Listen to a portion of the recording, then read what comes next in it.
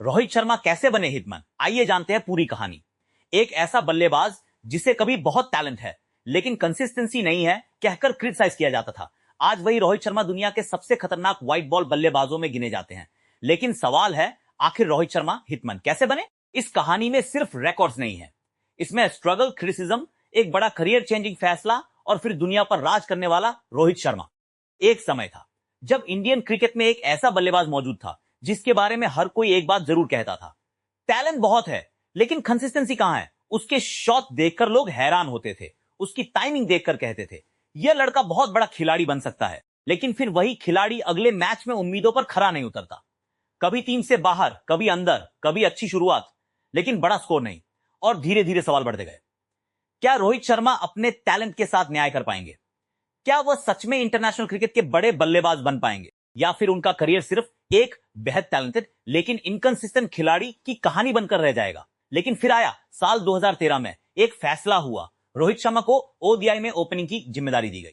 और उस दिन शायद किसी को अंदाजा नहीं था कि यह फैसला इंडियन क्रिकेट के इतिहास की सबसे बड़ी बैटिंग ट्रांसफॉर्मेशन में से एक को जन्म देने वाला है, क्योंकि ओपनिंग पर आने के बाद वही रोहित जिसने कंसिस्टेंसी के लिए क्रिटिसिज्म झेला था बन गया hitman. 209 run, 264 run, world cup में 5 सेंचुरीज, आईपीएल में कप्तानी और ट्रॉफीज, और फिर भारत को T20 वर्ल्ड कप जिताने वाला कैप्टन। लेकिन यह कहानी सिर्फ रिकॉर्ड्स की नहीं है, यह कहानी है एक ऐसे खिलाड़ी की जिसने अपने करियर के सबसे मुश्किल दौर को अपनी सबसे बड़ी ताकत में बदल दिया। तो आखिर रोहित शर्मा हिटमैन कैसे बने? चलिए शुरू करते हैं उनकी पूरी कहानी। मुंबई से शुरू हुआ सपना। 30 अप्रैल 1987 महाराष्ट्र में रोहित शर्मा का जन्म हुआ। बचपन से ही क्रिकेट उनके जीवन का महत्वपूर्ण हिस्सा बन गया। लेकिन यह सफर किसी फिल्मी कहानी की तरह आसान नहीं था। रोहित के परिवार की परिस्थितियां ऐसी नहीं थी कि क्रिकेट का रास्ता अपने आप खुल जाए। उन्हें मेहनत करनी थी, प्रैक्टिस करनी थी और सबसे जरूरी अपने टैलेंट को सही डायरेक्शन देनी थी। कम उम्र में ही रोहित के क्रिकेट टैलेंट को उनके कोचेज ने पहचानना शुरू कर दिया। बात उनके हाथ में आता तो उनकी नेचुरल टाइमिंग दिखाई देती। वह गेंद को सिर्फ जोर से मारने की कोशिश नहीं करते थे। उनके शॉट्स में एक खास बात थी, एफर्टलेस टाइमिंग। यानी ऐसा लगता था जैसे गेंद को मारने उन्हें ज्यादा मेहनत ही नहीं करनी पड़ रही। यही खूबी आगे चलकर उनकी बैटिंग की सबसे बड़ी पहचान बनी। लेकिन उस समय रोहित सिर्फ एक बच्चा था, एक ऐसा बच्चा जिसके पास सपना था इंडिया के लिए खेलना। और उस सपने तक पहुंचने के लिए उन्हें यूथ क्रिकेट से लेकर डोमेस्टिक क्रिकेट तक लंबा रास्ता तय करना था। धीरे धीरे उन्होंने अपनी पहचान बनाई। अंडर 19 क्रिकेट में भारत का प्रतिनिधित्व किया। 2006 में अंडर 19 वर्ल्ड कप खेला। अब रोहित का नाम सेलेक्टर्स की नजर में आ चुका था। और फिर आया वह दिन जब उनका बचपन का सपना सच होने वाला था। 2007 में रोहित शर्मा को भारतीय सीनियर टीम में जगह मिली। एक युवा खिलाड़ी के लिए इससे बड़ी बात क्या हो सकती थी? इंडियन जर्सी, इंटरनेशनल क्रिकेट, दुनिया के बड़े गेंदबाज और करोड़ों लोगों की उम्मीदें। उसी साल आया इनॉग्यूरल T20 वर्ल्ड कप। यह नया फॉर्मेट था और भारत भी इस नए फॉर्मेट में अपनी पहचान बनाने निकला था। रोहित ने साउथ अफ्रीका के खिलाफ शानदार अर्धशतक लगाया। फिर पाकिस्तान के खिलाफ फाइनल में भी उन्होंने महत्वपूर्ण कंट्रीब्यूशन दिया। इंडिया ने T20 वर्ल्ड कप जीत लिया। रोहित शर्मा वर्ल्ड चैंपियन बन चुके थे।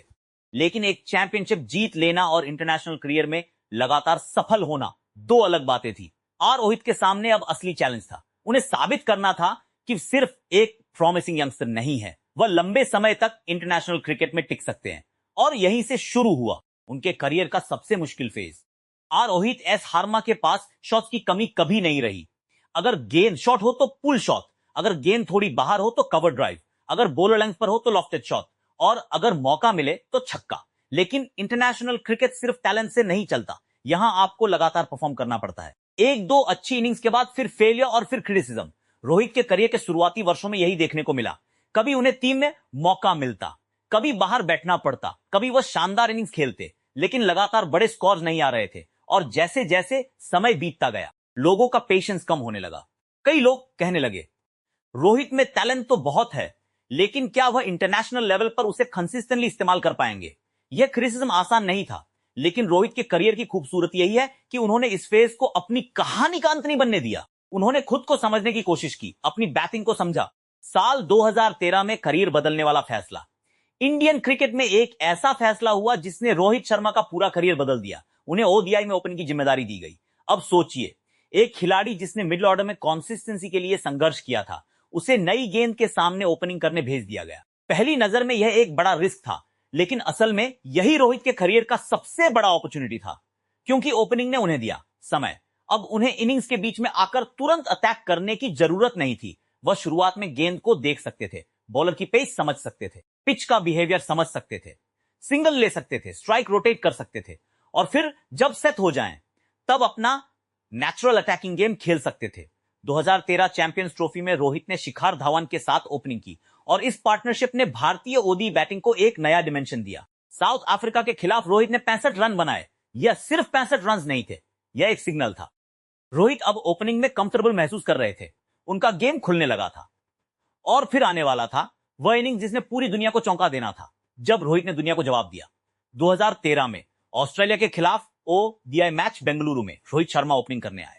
शुरुआत में उन्होंने वही किया जो एक एक्सपीरियंस ओपनर करता है, समय लिया, गेंद को देखा, शॉट सिलेक्शन पर कंट्रोल रखा। लेकिन धीरे धीरे रोहित ने गीज बदलने शुरू किए, एक बाउंड्री, फिर दूसरी, फिर पुल शॉट्स, फिर लॉफ्टेड ड्राइव्स, और जैसे जैसे स्कोर बढ़ता गया रोहित का कॉन्फिडेंस भी बढ़ता गया। ये ऑस्ट्रेलिया के गेंदबाजों के सामने अब समस्या यह थी कि रोहित को कैसे रोका जाए। वह पेस को इस्तेमाल कर रहे थे, स्पिन को अटैक कर रहे थे और फील्डिंग रिस्ट्रिक्शंस का फायदा उठा रहे थे। देखते ही देखते स्कोर 100 पार चला गया, लेकिन रोहित रुके नहीं। फिर 150 और उसके बाद 200, डबल सेंचुरी। लेकिन रोहित का हंगर अभी खत्म नहीं हुआ था, वह 200 पर रुकने वाले नहीं थे। और आखिरकार उन्होंने बनाए 209 रन और इस इनिंग्स में उन्होंने 16 छक्के लगाए। यह एक एक्स्ट्रॉर्डिनरी ओडीआई इनिंग्स थी, लेकिन असली महत्व स्कोर का नहीं था, असली महत्व था मैसेज का। रोहित शर्मा अब वह खिलाड़ी नहीं रहे थे जिसके टैलेंट पर सिर्फ चर्चा होती थी। अब उनके पास एक ऐसी इनिंग्स थी जिसने साबित कर दिया था कि वह बड़े स्टेज पर बड़े स्कोर्स बना सकते हैं। लेकिन कहानी अभी खत्म नहीं हुई थी, क्योंकि अगले साल रोहित ने ऐसा रिकॉर्ड बनाया जिसे क्रिकेट हिस्ट्री में आज भी याद किया जाता है। साल 2014 श्रीलंका के खिलाफ ओडीआई, रोहित शर्मा एक बार फिर ओपनिंग कर रहे थे और इस बार जो हुआ वह क्रिकेट की कल्पना से भी बड़ा था। रोहित ने एक विशाल इनिंग्स खेली। शुरुआत में उन्होंने फिर वही अप्रोच रखी, समय लेना, गेंद को समझना और धीरे धीरे इनिंग्स को बिल्ड करना। लेकिन एक बार रोहित सेट हुए तो उनका अटैकिंग मोड शुरू हो गया। बाउंड्रीज आने लगी, सिक्सेस आने लगे और स्कोर लगातार बढ़ता गया। 50, 100, 150, 200, लेकिन रोहित का बल्ला रुक नहीं रहा था। फिर स्कोर पहुंचा 250 के पार और अंत में 264 रन। यह ओडीआई क्रिकेट का उस समय का सबसे बड़ा इंडिविजुअल स्कोर था। रोहित ने वीरेंद्र सहवाग के 2-1-9 रन के रिकॉर्ड को पीछे छोड़ दिया। सोचिए, लेकिन सवाल है, रोहित इतने खतरनाक क्यों थे? क्या सिर्फ इसलिए कि वह लंबे छक्के मार सकते थे? नहीं, रोहित की सबसे बड़ी ताकत थी टाइमिंग। उनकी बैटिंग देखने में एफर्टलेस लगती थी। कई बल्लेबाज बाउंड्री मारने के लिए बहुत ताकत लगाते हैं, लेकिन रोहित कई बार सिर्फ सही टाइमिंग से गेंद को बाउंड्री तक पहुंचा देते थे। उनका पुल शॉट उनकी सबसे प्रसिद्ध शॉट्स में से एक बन गया। शॉर्ट बॉल आई, रोहित तैयार। बॉलर ने थोड़ी गलती की, रोहित तैयार। स्पिन आई, रोहित आगे बढ़कर अटैक करने के लिए तैयार। लेकिन उनकी सबसे डेंजरस क्वालिटी थी गियर चेंज। शुरुआत में वह शांत रहते, सिंगल्स लेते, बॉलर को पढ़ते और फिर अचानक एक ओवर में 2 बाउंड्रीज, फिर अगला ओवर 1 छक्का, फिर दूसरा, और कुछ ही मिनटों में मैच की कहानी बदल जाती। यही वजह थी कि रोहित को सिर्फ बिग हिटर कहना पर्याप्त नहीं था, वह एक कंप्लीट व्हाइट बॉल बैट्समैन बन चुके थे। इंटरनेशनल क्रिकेट में रोहित का स्टैच्यूर बढ़ रहा था, लेकिन आईपीएल ने उन्हें एक और भूमिका दी, कैप्टन। मुंबई इंडियंस की कप्तानी रोहित शर्मा के करियर का बेहद महत्वपूर्ण हिस्सा बनी। अब उन्हें सिर्फ अपने रन्स नहीं बनाने थे, उन्हें पूरी टीम को संभालना था।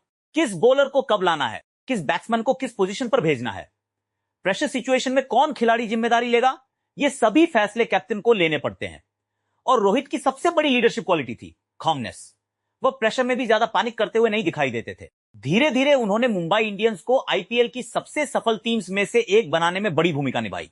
उनकी कप्तानी में मुंबई इंडियंस ने कई आईपीएल टाइटल जीते।